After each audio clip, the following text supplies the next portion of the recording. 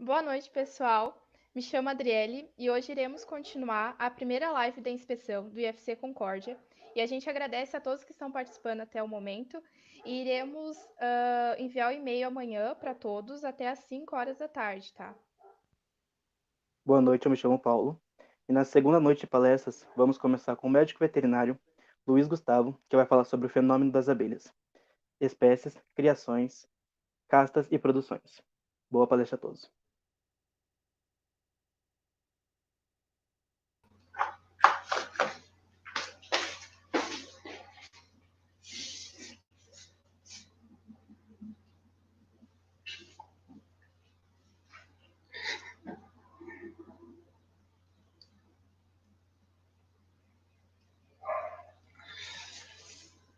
Boa noite, pessoal. Vamos ver se estão me ouvindo, estão me assistindo aqui, né? Vamos ver se está dando certo também. Testando. Boa noite, pessoal. Acho que sim. Vamos ver se estão me ouvindo, estão me assistindo aqui, né? Vamos ver se está dando certo também. Então, vamos lá. Primeiro de tudo, queria agradecer a oportunidade aí, a lembrança em nome do Paulo e da Adriele, agradecer toda a equipe do Laboratório de Inspeção, do IFC Concórdia, que por mais que seja à distância, assim, já serve para matar um pouquinho a saudade do IFC, porque é algo que me lembra e eu tenho umas lembranças muito boas do período de faculdade. Tá? Antes de começar, assim, eu gostaria... Eu acho que o Paulo e a Adriele estão mais nervosos que eu. Eu estava vendo eles treinar aqui para fazer a abertura, não estava fácil. Mas no fim deu tudo certo. Então, gente, eles me deram um assunto para falar sobre a criação de abelhas, que é algo que eu gosto muito. Apesar de eu trabalhar com avicultura, me formei em 2017 pelo Instituto Federal. As abelhas são algo que me deixa muito feliz quando trabalho com elas. Quando eu estou nervoso, quando estou estressado, ver uma abelha trabalhar, sendo que eu moro em apartamento e tenho uma caixa de abelha na sacada do meu apartamento. Justamente para cuidar, para observar e ver que depois, quando tu começa a entender um pouco mais sobre como elas trabalham, como é a vida dela, tu se apega de uma forma que não tem explicação. Então, é um inseto pequeno que é responsável por cerca de 40% de toda a produção de alimento do mundo. Então, eles servem para a polinização, fazendo com que se desenvolva frutos de qualidade, sementes de qualidade. Então, falar de abelhas é um prazer para mim. Quando a gente fala do Brasil, sobre a criação de abelhas no Brasil, a gente sabe que o Brasil é um dos maiores países em território do mundo.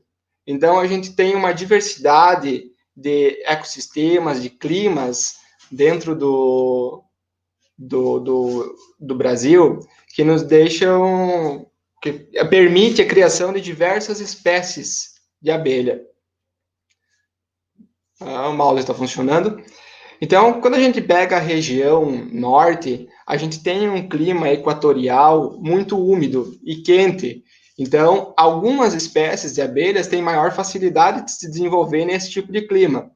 Quando a gente pega o nordeste, é um clima quente, porém seco. Então, outras espécies vão se desenvolver neste clima.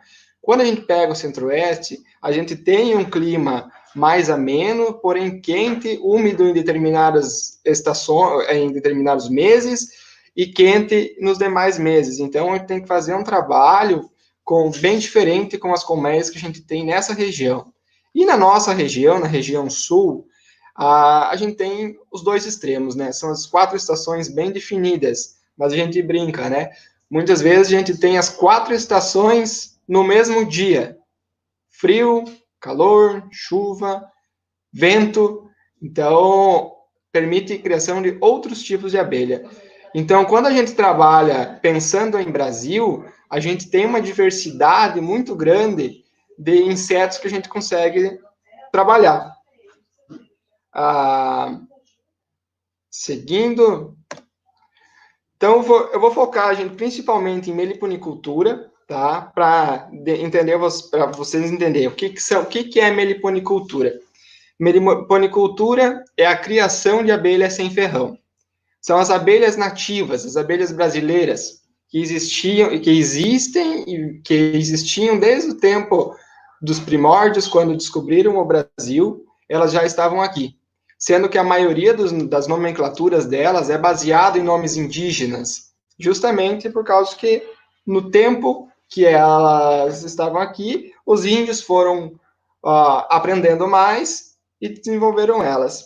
O que elas têm comum entre elas é que elas têm o ferrão atrofiado, ou seja, elas não ferroam. E para a proteção delas, elas fazem mordiscadas com a própria aparelho bucal, elas liberam resinas, agarram nos cabelos, mas é um inseto inofensivo, que não precisa ter medo dele. Então a gente vai tentar abordar hoje no assunto sobre meliponicultura toda a parte de criação delas. Após falar sobre meliponicultura, eu quero trazer um pouco também sobre a apicultura, que hoje no Brasil é algo que vem crescendo muito. Ano a ano, o Brasil vem se despontando na produção de mel e outros afins da produção de mel. Mas antes eu vou falar a questão tudo sobre meliponicultura.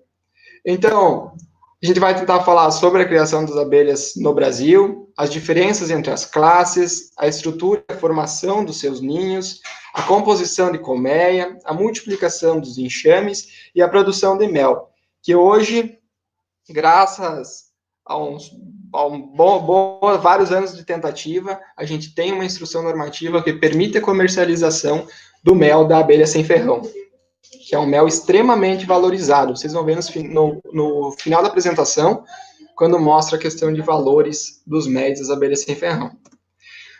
Então, a meliponicultura do Brasil, ela existe desde o conhecimento do Brasil, desde os primórdios. Atualmente são conhecidas mais de 350 espécies de abelhas nativas. Os índios utilizavam o mel das abelhas sem ferrão como um adoçante natural. Por isso, como já comentei, elas têm herança indígena, os nomes delas, tipo jataí, uruçu, tiúba, todos nomes que lembram nomes indígenas. Por isso que elas são nativas do Brasil.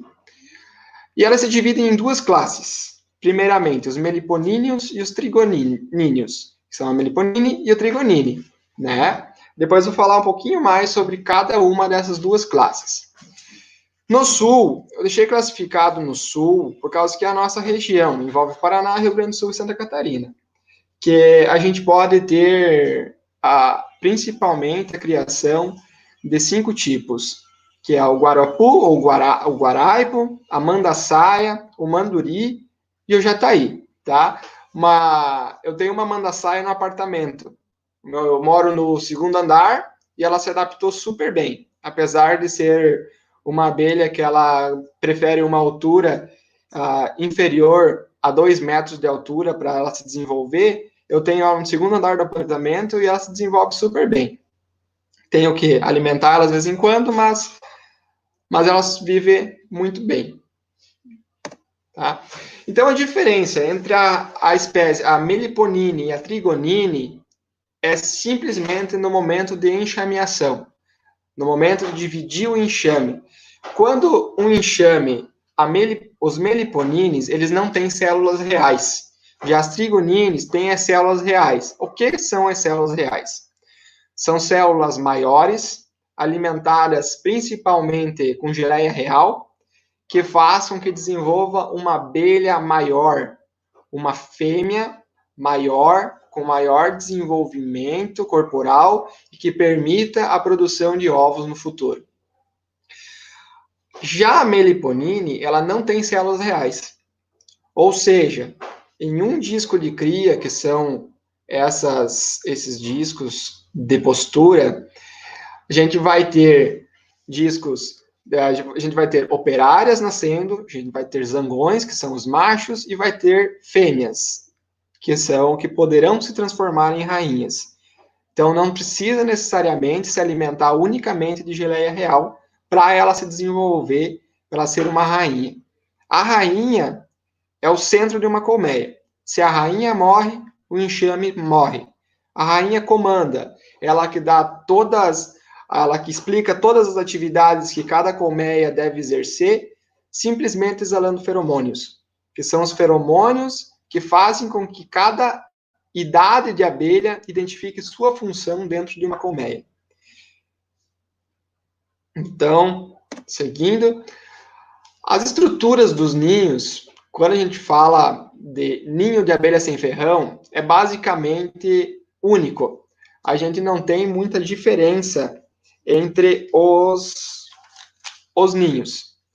Então, ela é basicamente composta por cera, própolis, cerume, barro e geoprópolis.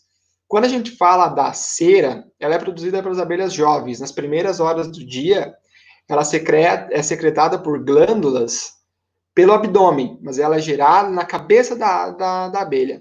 É uma glândula que ela vibra, que faz com que produza a cera, nas primeiras horas de vida. O própolis já é buscado pelas abelhas na natureza a partir do 25º de dia das abelhas, ou seja, do nascimento até o 25º de dia, as abelhas elas fazem trabalho exclusivamente dentro da colmeia. Após o 25º dia que elas vão começar a fazer atividades externas, buscando própolis, cerume, barro e geoprópolis. O própolis, então, nada mais é que uma resina das árvores, que de vez em quando a gente vai no mato, assim, e vê uma árvore sem casca, ela gera uma pasta, um negócio pastoso, isso elas transformam em própolis. O cerume é uma cera branca com o própolis. Esse cerume, ele vai ajudar na vedação das frestas das abelhas, dos ninhos das abelhas, fazendo com que não entre tanto frio para manter a qualidade da temperatura interna da colmeia. O barro, ele é utilizado principalmente pelos meliponíneos para a construção da entrada dos seus ninhos, porque a abelha sem ferrão, o que difere uma da outra são as entradas dos ninhos, porque a gente tem espécies muito semelhantes, mas a entrada do ninho difere a espécie. E o geoprópolis é a mistura de barro e própolis, também produzida principalmente pelos meliponíneos, que eu vou falar depois, para fazer isso aí. Quando a gente fala de meliponíneos e trigoníneos, os meliponíneos são abelhas maiores. A gente fala de abelhas maiores, muito semelhante à Apis mellifera, um pouquinho menor. E as trigonines são abelhas menores. Por exemplo, a jataí, que é o alemãozinho que todo mundo fala, é uma trigonine. E a mandaçaia, essa é uma meliponine. Então, quando a gente fala de formação dos ninhos, a gente tem um batume superior em todos os ninhos, que é onde que ele faz o final do ninho, a partir daí não vai mais crescer. No batume superior, ele é produzido por geoprópolis e própolis, para fazer a vedação. O túnel de acesso e parte inferior de baixo é construído com cera e barro, e o fundo também com geoprópolis. Toda a estrutura lateral dos ninhos é feita com geoprópolis também. Os potes de alimento, que são armazenados na parte superior da colmeia, esses são feitos com cerume, que é cera e própolis, e os potes de pólen são colocados basicamente em cima dos favos de cria. Por que o pólen é colocado tão próximo aos favos de cria? Por causa que o pólen é o alimento para a futura abelha. Então, as abelhas pegam o pólen, desidratam ele, hidratam ele, colocam nas células e ali a larva vai se alimentar do pólen, junto com um pouquinho de geleia real e mel, e vai se transformar em uma abelha adulta. Então, como eu estava comentando, a diferenciação das espécies é basicamente olhando as entradas dos ninhos. Cada espécie tem um tipo de ninho. Então, se tu chegar no mato e enxergar uma abertura de ninho, se tu chegar a bater uma foto e procurar na internet, simplesmente digitar no Google entradas de ninhos de abelha sem ferrão. Isso aí vai lhe mostrar diversas, então é só tu encontrar o tipo da entrada que tu vai saber de qual espécie que se trata.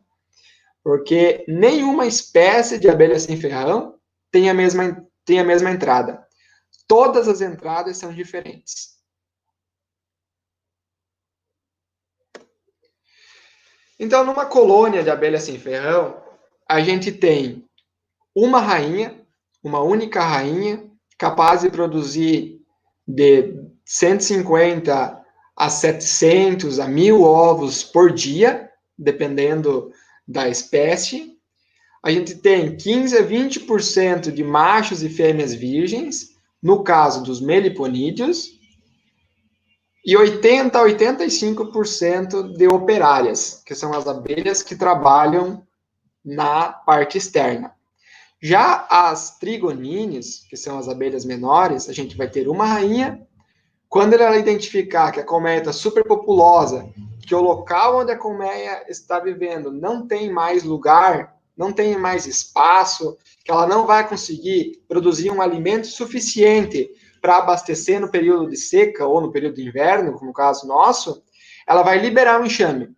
Ou seja, ela vai fazer uma célula real, a rainha vai orientar que faça uma célula real, que vai ser alimentada com maior quantidade de geleia real, e vai fazer com que desenvolva uma rainha nova, e essa rainha virgem, uma princesa, como se chama, vai ser migrada para outro local e desenvolver uma nova colmeia. Então, quando isso acontece, a gente pode multiplicar os enxames que eu vou estar falando logo para frente. Nas abelhas sem ferrão, diferente das apis melíferas, os machos auxiliam na desidratação do néctar e pólen.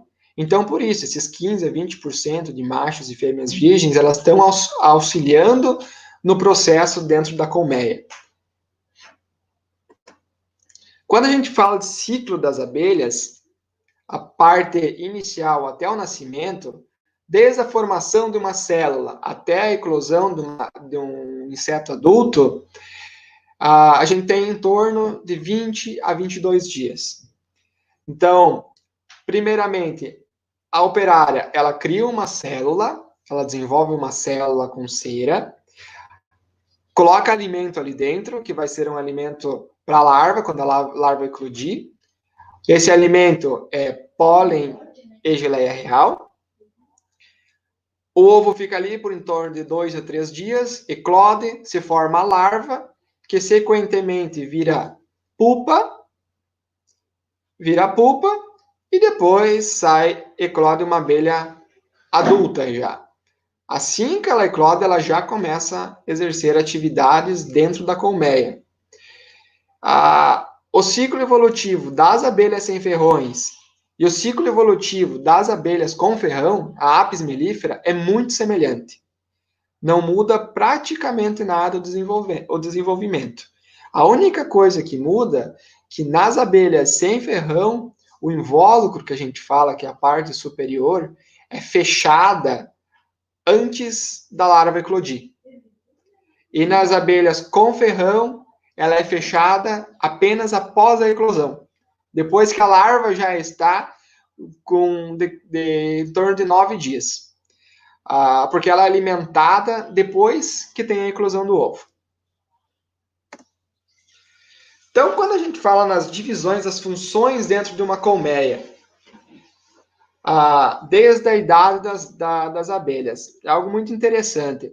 Quando tu olha uma colmeia, tu abre uma colmeia de abelha sem ferrão e observa elas trabalhando, você observa a coloração de cada abelha, tu sabe a idade que ela está e qual é a função que ela exerce. Porque nas primeiras horas após o nascimento, a abelha é bem amarelinha, menor, e ela vai fazer exclusivamente a produção de cera, com a limpeza corporal. Então, ela vai vibrar aquela glândula no interior da cabeça, que vai fazer com que ela produza cera e secrete pelo abdômen.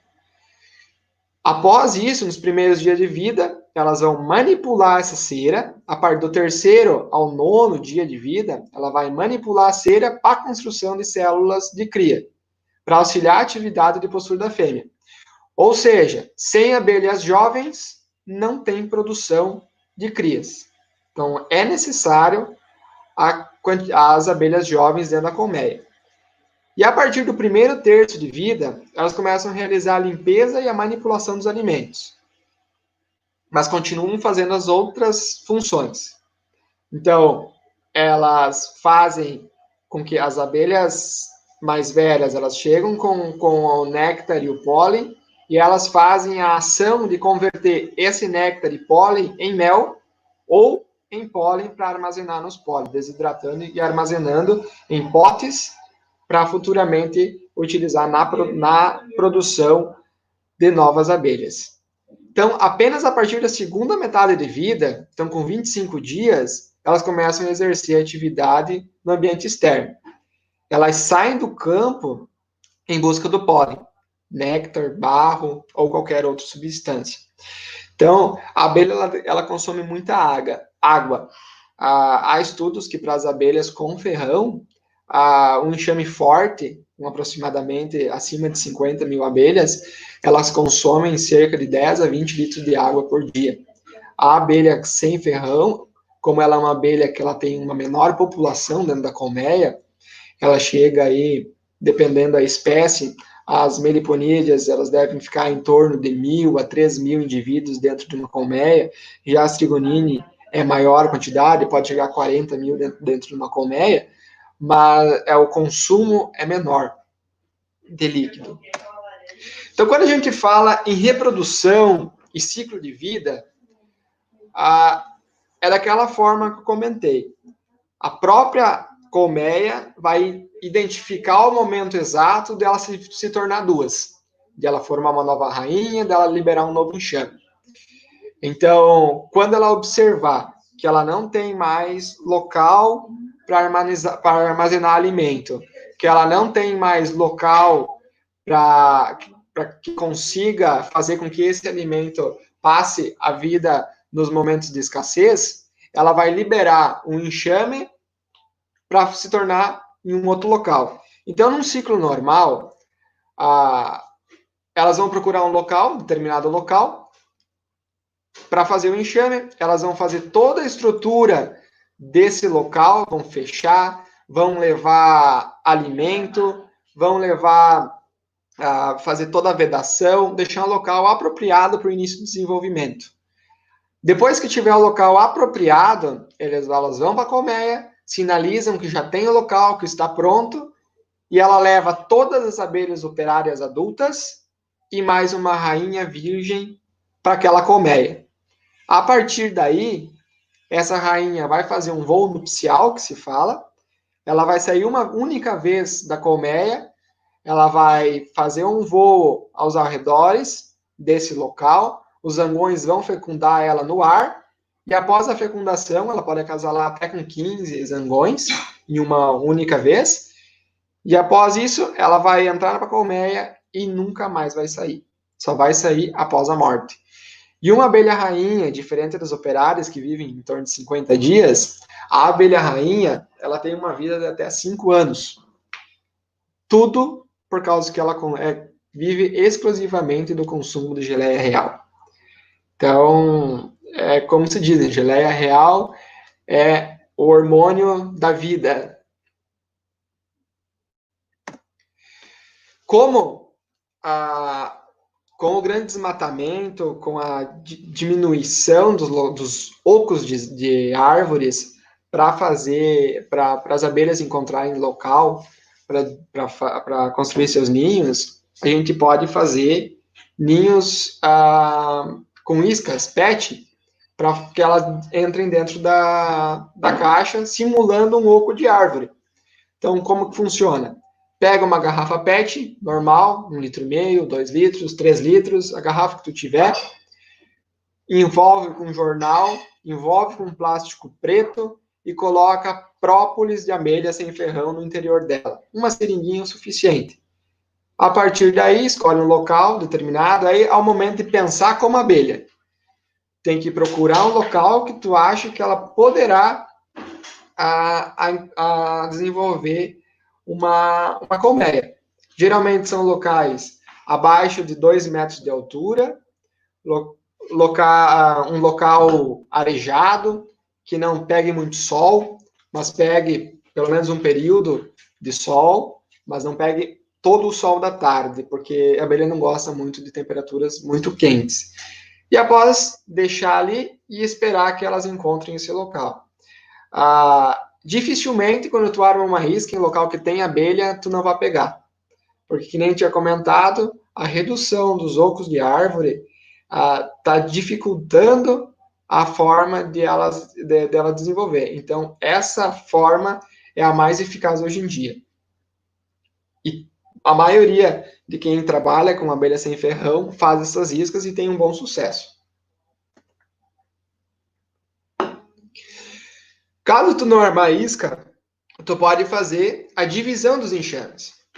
Quando você observar que esse enxame está super populoso, tu abre ele, tu só enxerga a abelha, não consegue mais ter uma boa diferenciação entre os membros, tu pode fazer uma multiplicação desse enxame sem fazer com que tu perca todas as operárias. Então, para isso, tu vai pegar um disco de cria madura ou um disco que tenha realeira, no caso dos trigonines, e colocar esse disco separado, 2 a 3 discos é o suficiente, leva a caixa mãe 10 metros distante da caixa filha, e a partir daí vai desenvolver uma nova rainha e ela já vai começar a fazer um enxame ali dentro, porque ela vai entender que a rainha que estava ali não existe mais.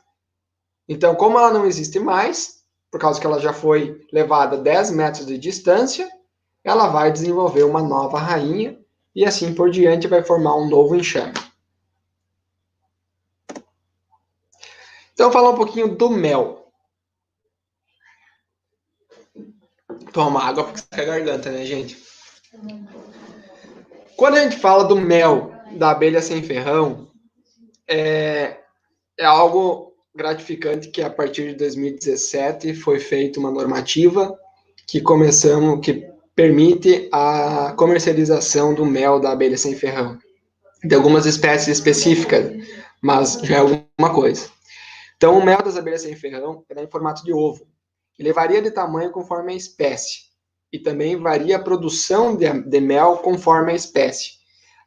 Como a gente tem mais de 350 tipos de espécies de abelhas brasileiras, de abelhas nativas, a gente consegue ter espécies que produzem em torno de 300 gramas de mel por ano, porém tem espécies que produzem até 4 quilos de mel por ano. E o valor do mel da abelha sem ferrão é bem considerável, é muito diferente do valor do mel da abelha com ferrão. Como tinha explicado, nessa foto que dá para se observar, o pólen ele fica armazenado próximo aos locais que tem as crias, por causa do alimento das crias. E o mel ele fica lateral ou superior ao pólen. Aqui no caso da mandaçaia, o mel fica lateral na caixa ou superior às crias. Então, como eu tinha falado, saiu a resolução de 3 de outubro de 2017, aonde que aprova a identificação e o padrão do mel das abelhas sem ferrão, das meliponides. Nessa resolução, ela mostra que pode ser comercializados o mel in natura, o mel desidratado, o pasteurizado e o maturado. Qual a diferença desses méis? O mel in natura é o mel retirado da colmeia e armazenado em temperatura de geladeira. Por que tem que armazenar o mel in natura em temperatura de geladeira? O mel da abelha sem ferrão é um mel com grande percentual de umidade, diferente da apis mellifera. O mel da apis mellifera tem no máximo 18% de umidade. Já o mel da abelha sem ferrão, a gente tem espécies que chega a 35% de umidade. Então, essa umidade, ela faz com que o mel fermente mais rápido, ou seja, azede mais rápido. Por isso a importância de manter bem fechado e em temperatura de geladeira. No final, também nós vamos comparar os méis de apis com de abelha sem ferrão, para ver as diferenças que tem uma da outra. O mel desidratado é um mel da abelha sem ferrão recém-retirado da colmeia e passado por processo de desidratação, trazendo ele para umidade semelhante à umidade do mel da apis mellifera. Então, chegando em torno de 18% de umidade. O mel pasteurizado é o mel que passa por tratamento térmico, e o mel maturado é um mel pasteurizado e desidratado muitas vezes. Tá? Algo interessante, como os potes de mel são de formatos elipsoides, em formato de ovo, a gente pode fazer a coleta do mel de duas formas. Ou por sucção, uma bomba semelhante a uma seringa, ela suga pote por pote, que tem um pote, que tem outro pote, que tem outro pote, e assim vai. Cada pote desses, no caso das meliponídeas, da mandaçaia, pode chegar a 10 ml de mel. Quando é muito, 15 ml. Ou ela pode ser também por fura os potes e deixa por fazer por escoamento. Fura os potes, abre todos os potes com um garfo, vira a melgueira e faz por escoamento a colheita do mel.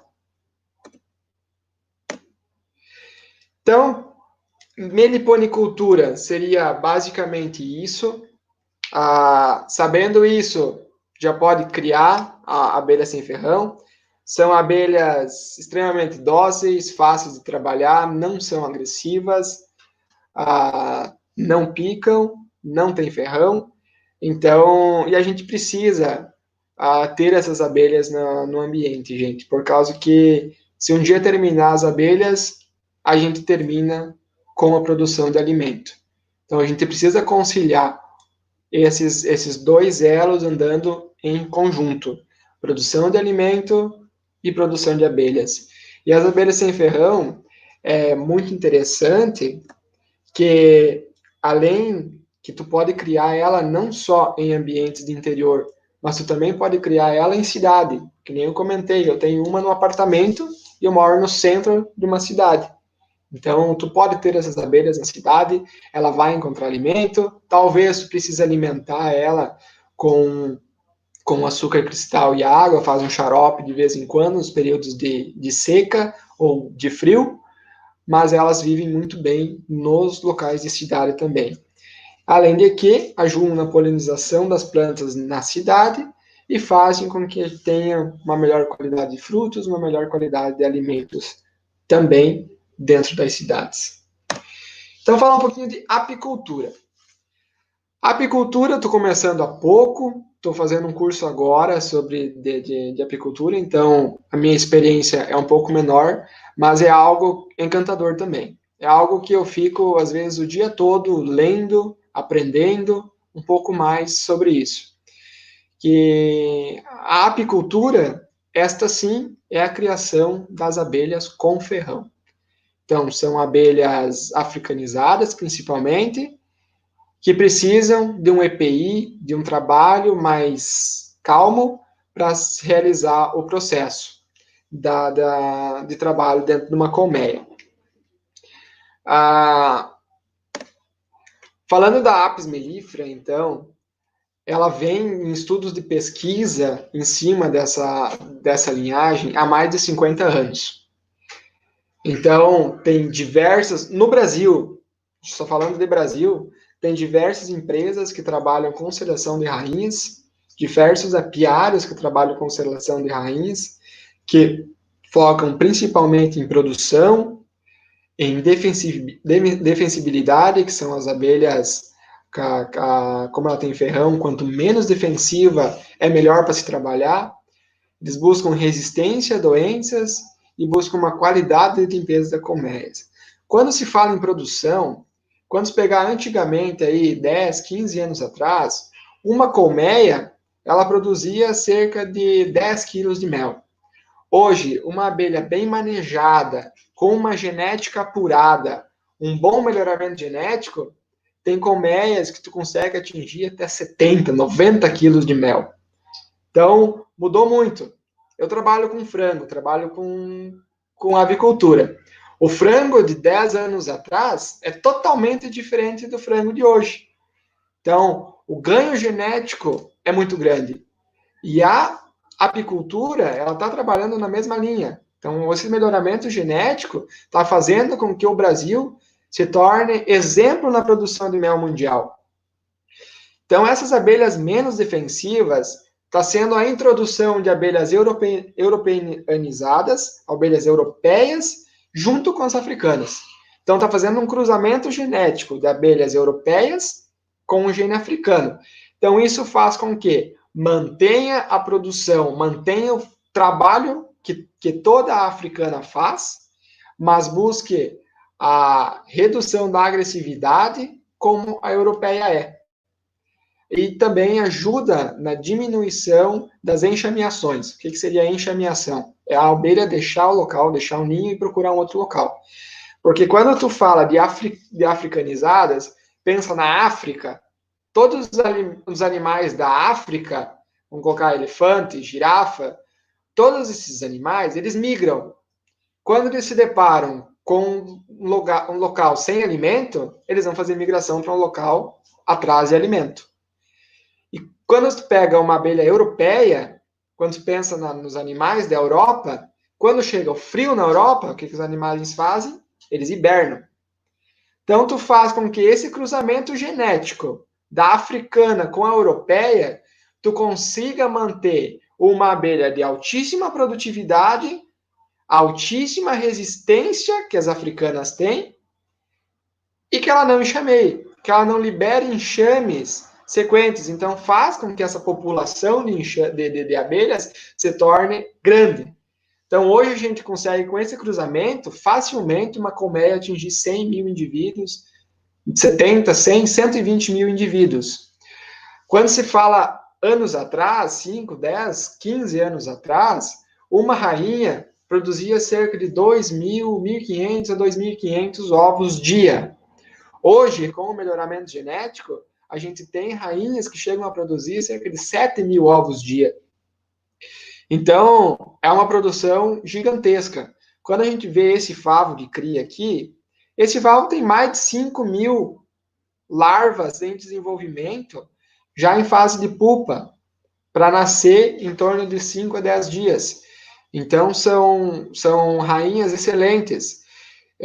Hoje, essas empresas, elas criam, como mostra na foto acima, elas orfanam a colmeia, uma colmeia super populosa, com uma boa genética, colocam larvas com geleia real, elas desenvolvem uma rainha, uma célula real, que são umas células maiores, para nascimento de rainha, e essas rainhas nascem no laboratório. Após, eles comercializam essas rainhas para os demais apicultores. Só em Santa Catarina, tem 3 empresas que fazem isso. E uma rainha dessa, hoje, ela deve custar no valor de 15 a 25 reais, porém, ela vai te gerar um aumento de produtividade de 70% em relação a abelhas capturadas. Então, se pegar o valor do mel hoje, que está em torno de 15 a 20 reais, variando as regiões do Brasil, esse 70% a mais vai lhe trazer uma boa lucratividade. Então, o mel é algo que não lhe demanda de tanto trabalho, mas tem uma ótima rentabilidade. E com todos esses melhoramentos também, as abelhas se tornaram muito resistentes a doenças. Hoje no Brasil, dificilmente se utiliza antibióticos ou medicamentos para manutenção de colmeias. A gente tem algumas doenças que afetam, principalmente o ácaro varroa, que é uma abelha que ela acaba afetando a eclosão das larvas. Então, para isso ainda tem um controle, tem fitas anti-varroa que falam, existem alguns trabalhos que reduzem essa quantidade de varroa, de infestação. mas, no geral, não se utiliza medicamento algum para a produção da colmeia. Então, ela se torna algo barato, não se torna algo caro para trabalhar com ela. Então, além do mel, quando fala da abelha, vem mel na cabeça, sempre, né? Só que a abelha, além de produzir o mel, ela consegue produzir o pólen, que é algo com extrema quantidade de proteína, que nada mais é a proteína que a abelha utiliza dentro da colmeia, justamente para fazer com que nasça indivíduos. O própolis, que é a vedação da colmeia, mas ele tem excelente poder antibacteriano, antioxidante, então ele auxilia muito. A geleia real, como dizem, geleia real, né? É a geleia da vida. Ela tem altíssimo poder antibacteriano, antioxidante, e auxilia muito na qualidade de manutenção do trato digestório das pessoas também. E o Botox, que nada mais é que a apitoxina. Então, também auxilia na produção de produtos para estética. Quando se trata de mel, o mel pode ser de 3 formas. Monofloral é o mel de um único tipo de floração. Ou seja, quem trabalha com abelhas de migração, que como se diz, são abelhas que são levadas de um local para outro em determinada época do ano para produzir mel. Então, quem trabalha com mel monofloral é uma única espécie de flor. E quando se trabalha de floral, são várias espécies de flores que tu está trabalhando. E quando fala extrafloral, é principalmente nos anos pares. Tem até isso, olha que incrível. Tem árvores que elas liberam umas resinas originadas de algumas espécies de caules e fazem um outro tipo de mel, que é o tal do melato. Que esse melato, ele é muito...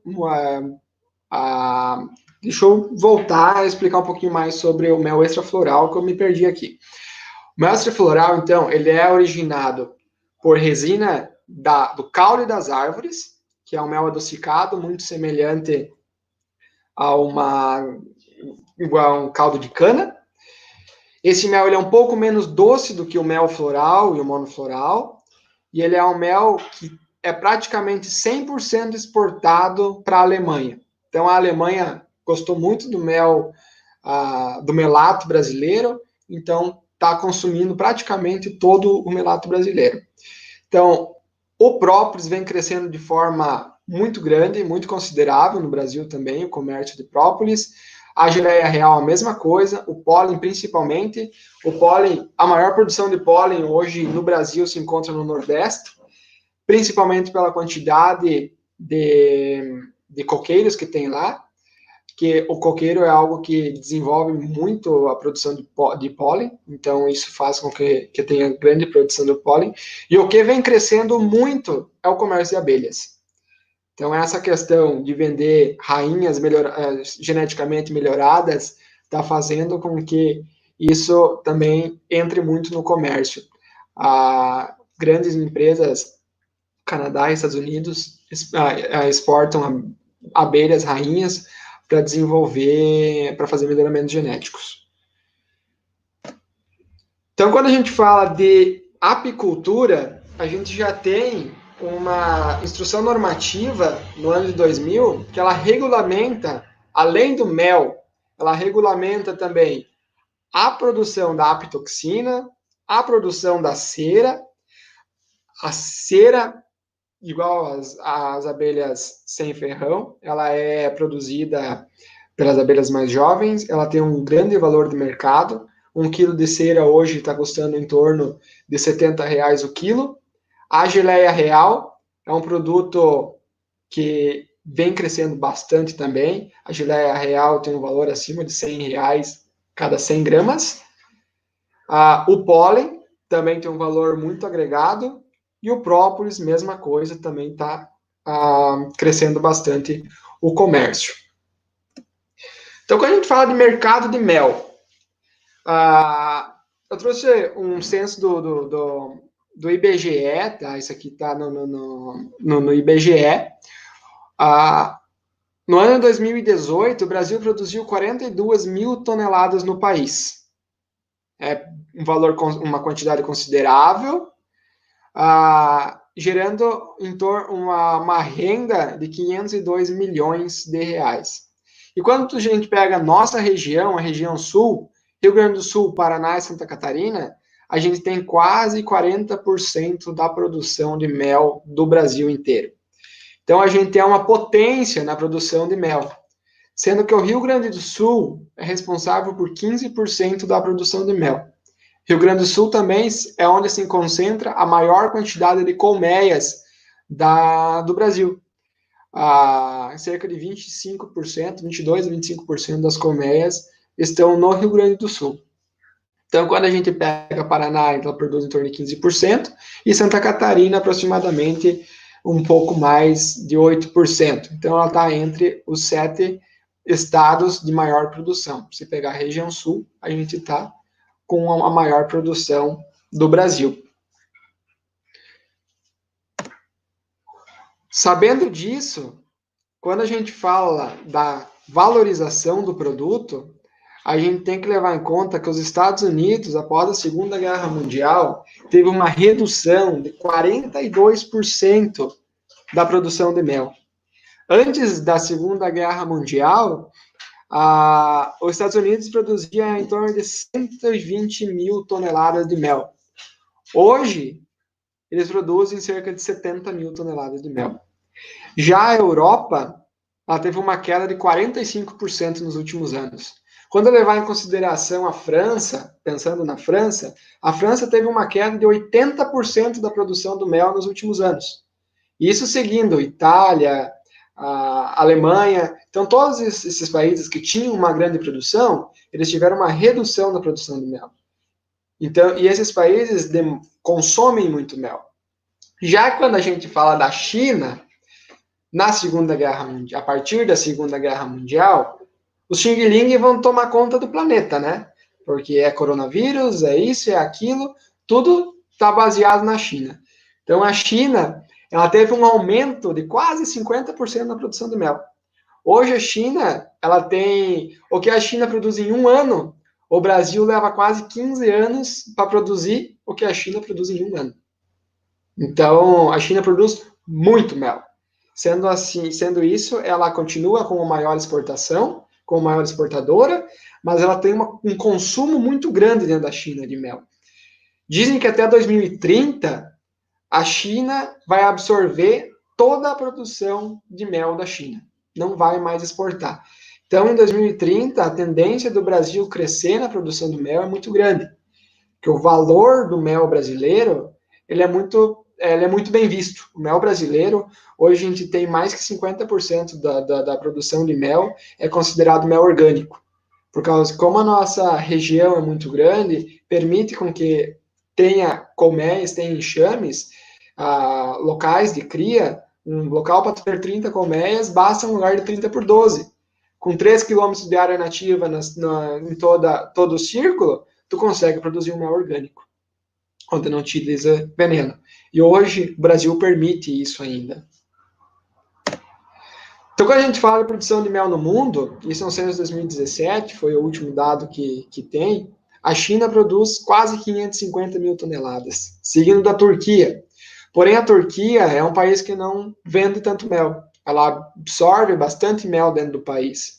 Aí segue da Argentina, que é o nosso vizinho, também é um grande produtor de mel, México, e o Brasil vem aqui com de 20 a 40 mil toneladas por ano. Hoje o Brasil produz cerca de 40, 45 mil toneladas, varia da época dos anos, conforme o ano. E quando a gente fala em exportação, o Brasil, hoje, esse gráfico de 2011, porém não mudou muita coisa. Não encontrei um dado mais atualizado sobre isso, mas não mudou muita coisa. A gente exporta basicamente para os Estados Unidos. Como os Estados Unidos teve aquela redução após a Segunda Guerra Mundial, eles não conseguem absorver, a produção deles não consegue manter o que eles consomem, porque os Estados Unidos consomem muito mel. Chega acima de 900 gramas por pessoa ano. A Alemanha também tem uma redução na produção, Reino Unido, Canadá, por sequência, então são os principais países que a gente entrega. Quando pega, nesse caso, Estados Unidos, Canadá, Reino Unido e Alemanha, a gente tem mais que 75% dos países que a gente exporta são para esses 4 países. Quando a gente fala de consumo de mel, a gente está muito mal. A gente deveria consumir mais mel, porque o mel ele é extremamente importante para a saúde. Ele é rico em aminoácido, ele é rico em proteína, ele é rico em substâncias que fazem bem para a saúde. O mel não engorda. Então, se for para adoçar alguma coisa, um café, a comer, adoçar algo que necessite açúcar, coloca mel. Ele vai adoçar igual. E o mel é rico em substâncias que fazem bem para o organismo. Quando a gente pega o consumo, a gente observa que a Suíça, ela produz ela consome cerca de 1,5 kg de mel por ano. A Alemanha, em torno de 960 gramas. Os Estados Unidos, 910 gramas. E quando a gente pega o Brasil, a gente tem uma média de 60 gramas per capita no Brasil. A região sul, a nossa região, ela consome um pouco mais, cerca de 250 gramas de mel. Então, a gente teria que consumir muito mais mel. O mel faz bem, e a gente tem que valorizar o produto que a gente tem no Brasil. Porque quando se trata de qualidade, a gente tem qualidade dentro do país. Sendo que o mel de Santa Catarina já foi eleito pela 5ª vez o melhor mel do mundo. Então, a gente tem qualidade dentro do país. A gente tem que consumir o mel, porque a qualidade do nosso mel é superior à dos outros países. A China é a maior produtora, mas é Xing Ling, né? Então, produtos chineses, como se diz, né? Não dura muito tempo. Então, vamos consumir o nosso mel, que ele tem altíssima qualidade e muito bem visto pelos outros países. Então, tem reportagens que falam sobre a qualidade do nosso mel. Mel brasileiro no topo, melhor mel do mundo por 5 vezes. Então, aqui fala que o Rio Grande do Sul concentra cerca de 23% das colmeias do mundo, cerca de 500 mil caixas que geram uma renda de aproximadamente 11,9 milhões pro Brasil. Então, a gente tem que consumir, a gente tem que aproveitar esse mel. Como a gente já falou de mel de abelha sem ferrão e o mel de abelha com ferrão, quando a gente compara um com o outro, isso aqui é uma pesquisa do México, Guatemala e Venezuela, em 2004, só que é uma pesquisa que eu uso em todas as minhas apresentações, por causa que ela diz basicamente a diferença de um mel de uma meliponine, de uma abelha sem ferrão, brasileira, e de uma abelha com ferrão. Quando a gente fala de açúcares, o mel das abelhas sem ferrão tem uma concentração menor de açúcar. Quando a gente fala em umidade, o mel da abelha sem ferrão tem 15% a mais de umidade do que o mel da abelha com ferrão. Por isso, ela fermenta antes. As sacaroses são praticamente as mesmas. Os sólidos insolúveis, isso é o que valoriza o mel da abelha sem ferrão. Que o mel da abelha sem ferrão tem muita proteína, tem muita energia concentrada, porque ela tem sólidos, ela tem muitos grãos de pólen, e o pólen é proteína, é energia. Então, isso valoriza muito o mel da abelha sem ferrão. Os sais minerais são muito semelhantes e a acidez da abelha sem ferrão ela é superior. a da abelha com ferrão, justamente por esse motivo que deve se armazenar o mel de abelha sem ferrão em temperatura de geladeira, porque ele fermenta de forma mais rápida, tá? Quando a gente fala de atividade diastática, que é diastásica, a abelha sem ferrão, ela tem uma maior atividade diastásica e a abelha com ferrão tem uma maior atividade diastática e a sem ferrão tem uma menor atividade diastásica. Isso significa que o mel de abelhas com ferrão, ela cristaliza mais fácil em relação ao mel da abelha com ferrão. Então, a durabilidade do mel da abelha com ferrão é muito superior. Então, como eu falei da valorização do mel, simplesmente tu pegar o Google e digitar mel de abelha sem ferrão, preço, tu vai perceber o valor que tem embutido no mel da abelha sem ferrão. Então, 1 quilo de mel de jataí, que é o alemãozinho, que muita gente conhece, ele pode custar cerca de R$120 o quilo. Mel da abelha uruçu, 30 gramas, R$56 o quilo. 400 ml, 526 ml de mel da abelha mandaçaia, R$189. 500 gramas de mandaguari. A mandaguari é uma abelha que chega a produzir até 4 quilos de mel por ano, R$75 o quilo. A mirim doriana, 1 quilo, R$460. O mirim doriana é uma quantidade de mel muito baixa, por isso essa valorização. Então, conforme a produção de mel, conforme a quantidade que uma colmeia consegue exercer, ela tem o valor embutido no produto.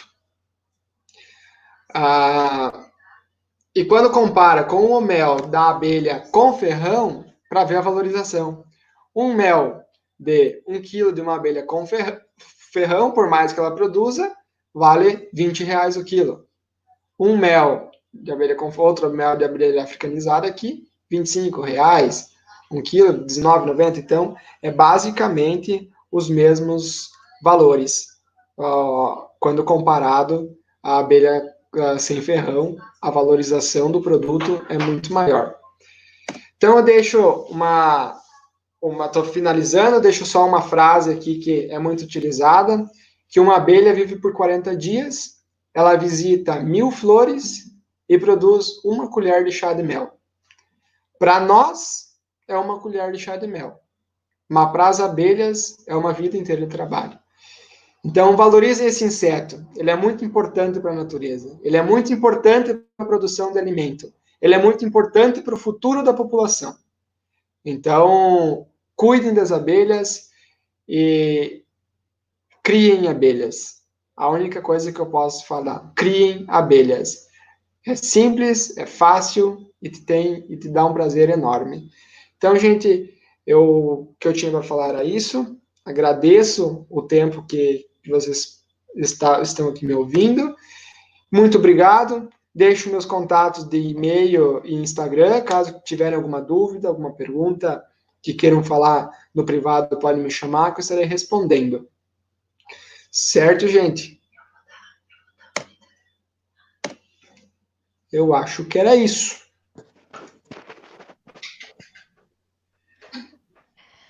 Então, pessoal, muito obrigada a todos que assistiram até agora e obrigada, Luiz. Parabéns pela apresentação, foi incrível e acredito que tenha sido super proveitosa para todos. Agora a gente vai disponibilizar um tempo para ele responder as perguntas que tiveram nos comentários. Vamos lá. Então, Luiz, a primeira pergunta é da Beatriz Ruiz. Ela perguntou se as abelhas sem ferrões também se afastam da colmeia para buscar flores. Isso é um problema se ela for criada na área urbana? Então, Beatriz, não é problema algum. As abelhas, desde que elas são criadas, elas têm que fazer atividade externa. Então, uma abelha sem ferrão, tem espécies que elas conseguem ir em busca de flores por até 3 quilômetros. Então, elas têm um senso de direção muito expressivo, então elas vão em busca e sempre vão retornar para a colmeia. Se tu tem uma colmeia do lado da outra, ela identifica a colmeia dela, justamente pelo feromônio da rainha. O feromônio da rainha atrai aquela abelha para aquela colmeia. Então, é normal elas saírem da colmeia, elas vão sair da colmeia e elas vão atrás de flores, néctar, pólen, independente a substância, para trazer para a colmeia. Elas sempre vão retornar para a colmeia sem nenhum empecilho acontecer, né? Um passarinho batendo no vidro de um carro, independente da situação. Que nem eu falei, eu moro no centro de Lajeado. Lajeado é uma cidade com 75 mil habitantes, no Rio Grande do Sul, e eu tenho uma colmeia no meu apartamento. E elas vão atrás de alimento. Tu olha a colmeia num período de florada, ela tem uma grande produção de alimento. Então, ela continua se exercendo a atividade normal dela. Certo? A próxima pergunta é da Andrea Tavares. Ela perguntou de todas as espécies, qual a que mais produz própolis? A que mais produz própolis sempre vai ser a Apis. A abelha com ferrão sempre vai produzir mais, independente o tipo de produto, a Apis sempre vai produzir mais em consideração às abelhas sem ferrão. Quando trabalha a abelha sem ferrão, o própolis puro, ela tem uma maior produção nas trigonine. Elas conseguem fazer uma maior quantidade de própolis, devido à quantidade de membros dentro da colmeia e a capacidade de vedação de frestas. Já as meliponines, as abelhas com ferrão, as abelhas sem ferrão maiores, elas produzem mais gel própolis, então é um própolis misturado com barro. Mas a maior produção de própolis puro são nas trigonines. Espécie fica difícil de dizer, porque todas elas têm uma grande produção. Tudo depende da colmeia, se ela tem muitas frestas ou não. Tá? A próxima pergunta é da Beatriz Ruiz. Ela perguntou se a geleia real é dada para todas as abelhas antes da eclosão da larva. Sim, todas as abelhas consomem um pouco de geleia real. Todas. Seja com ferrão, seja sem ferrão, todas elas consomem geleia real. A geleia real que vai dar o up de desenvolvimento da larva. Então, no momento que ela está em larva, ela vai consumir um pouquinho de geleia real, logo após a eclosão, que ela vai começar a se desenvolver. E depois, e isso vai fazer com que ela tenha força para se transformar em pupa e, por consequência, abelha adulta. Depois que ela se tornou uma abelha adulta, ela que vai gerar a geleia real para alimentar a rainha e alimentar as demais larvas. Então, essas são as abelhas jovens, são as únicas que conseguem produzir geleia real para alimentação da prole e da rainha, porque a rainha se alimenta exclusivamente de geleia real. Tá? A Beatriz também perguntou se o mel in natura da abelha sem ferrão também praticamente não tem data de validade. Então, a data de validade, ela se dá de acordo com o tipo de espécie. Conforme a umidade do mel, mel com mais umidade, a tendência de durar menos é maior. Mas bem vedado, um pote bem vedado, bem fechado, ela consegue durar aí em torno de 6 meses. As datas de validade variam de acordo com a espécie. Mas, em média, conservando em temperatura de geladeira, bem fechado, em torno de 6 meses. A Luísa Fava perguntou se a revolução mencionada no âmbito do estado de São Paulo e se tem algo a nível federal.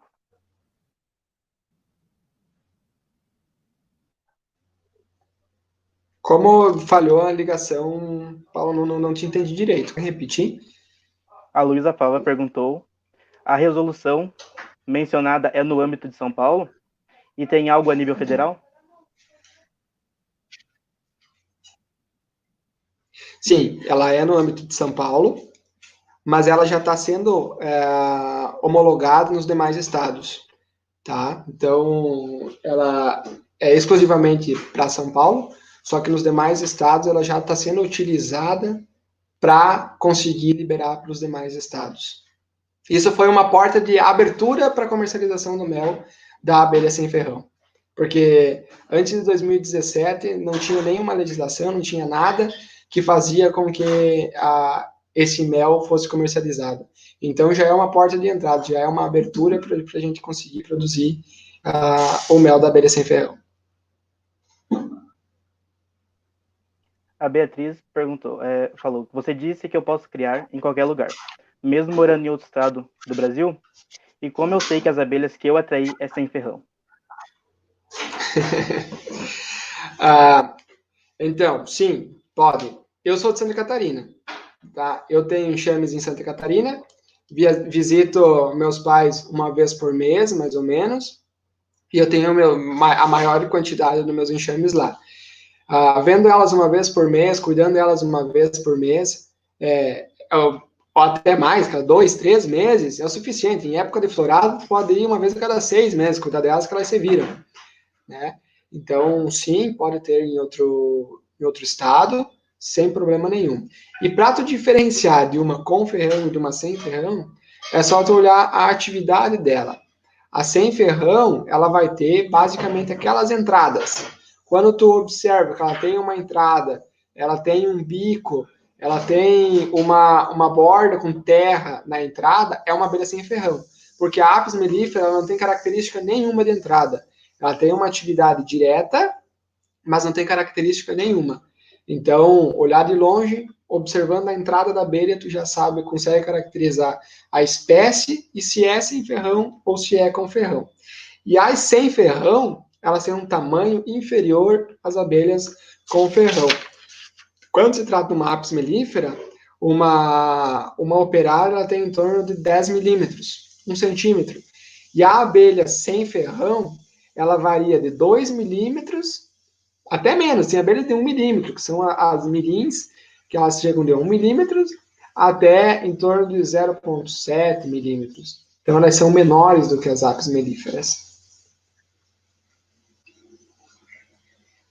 O José Wilson comentou, tem interesse em criar manda-açaí e jataí. Existe algum estabelecimento registrado que comercializa mel de abelhas sem ferrões? Esse estabelecimento registrado hoje tem, infelizmente, a gente só tem no estado de São Paulo, tá? Que comercializa o mel, que tem essa liberação. Se tu procurar nos outros estados, tu vai encontrar também. Tem gente que produz o mel da abelha sem ferrão. Não é algo liberado federal, com âmbito federal, mas tu vai encontrar. Mesma coisa quando tu encontrar mel de apis, tem muita gente que vende pela internet esse mel, ou em casas, esse tipo de coisa.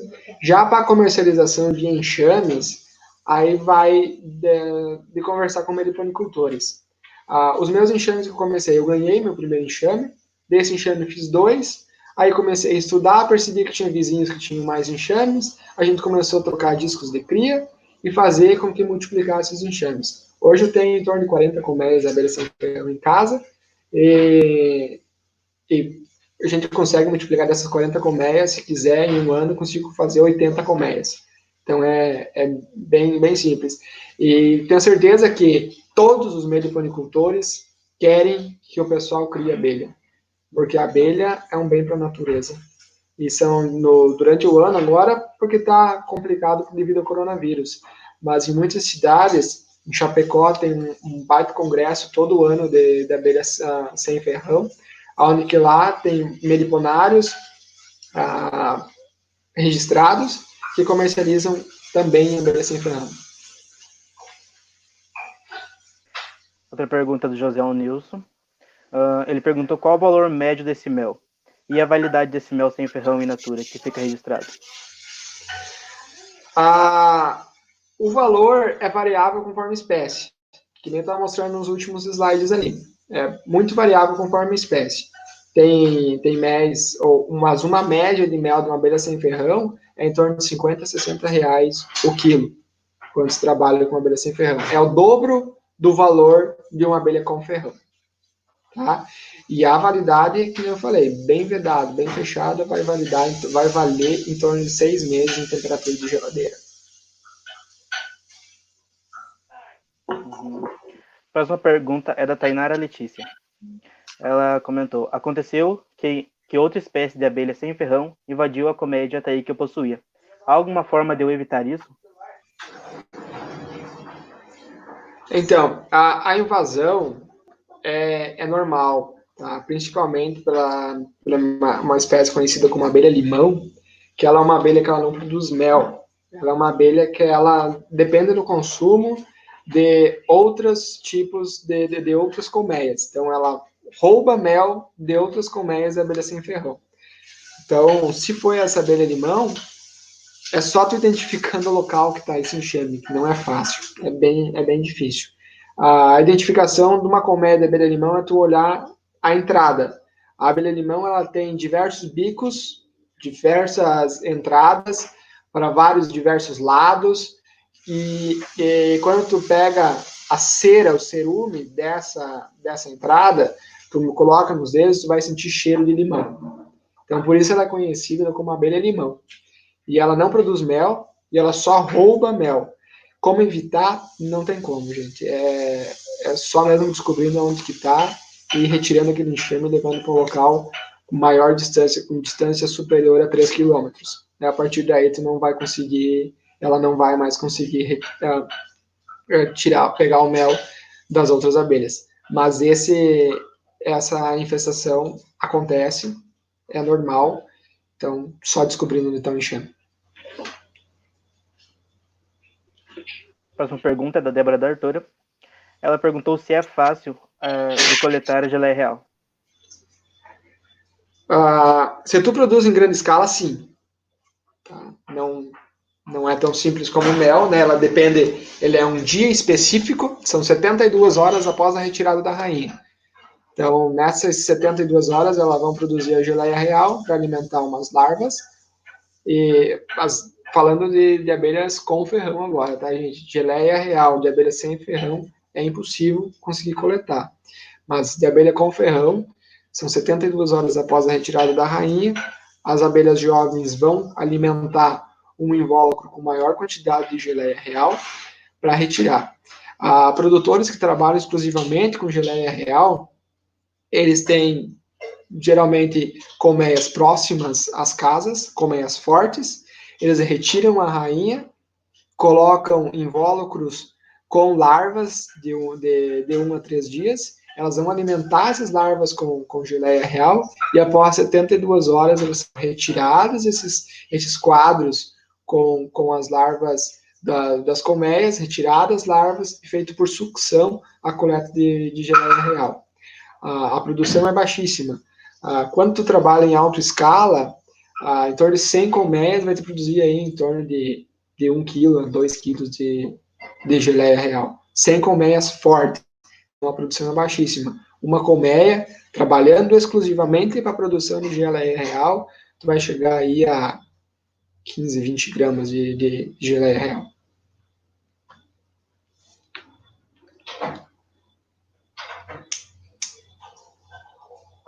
Então, pessoal, gostaria de agradecer novamente a presença de todos até o momento. Muito obrigada, Luiz. Parabéns pela palestra, foi muito, muito, muito proveitosa. E lembrando que 8h30 a gente volta com a palestra da Raquel sobre inspeção em abatedouros. E será nesse mesmo link, é só ficar aguardando e a gente só vai dar uma pausa mesmo. Muito obrigada a todos e até logo. Obrigado, Adriele. Obrigado, João. Conte comigo quando precisarem, estou à disposição. Fale para a professora Luísa que eu mandei um abraço. Acho que ela está assistindo, né? Então, qualquer coisa, pode entrar em contato. Se surgir mais algumas dúvidas, entre em contato, me chame, que eu estou disponível para falar com vocês. Como eu digo, eu adoro criar abelhas, eu gosto de estudar sobre elas, então, se eu não souber, eu vou pesquisar e vou dar resposta para vocês. Tá bem, gente? Um abraço, obrigado por tudo. Desculpa qualquer coisa. Tá? Então tá, gente. Tudo de bom. Tchau, tchau. Tchau, tchau.